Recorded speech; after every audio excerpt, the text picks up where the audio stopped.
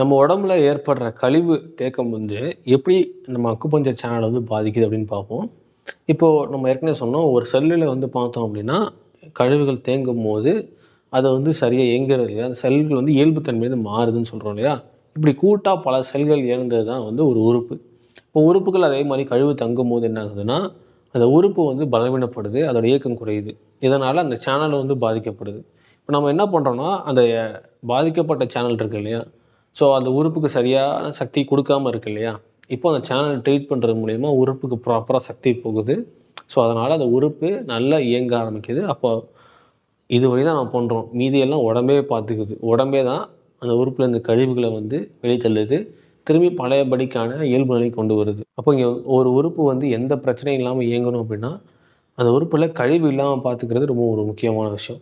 இப்போ இங்கே அக்குபஞ்சரில் என்ன பண்ணுறோம் அப்படின்னா, உறுப்பு பாதிக்கப்பட்டிருக்கு, அந்த உறுப்புக்கான சக்தியை வந்து கொடுக்குறோம்.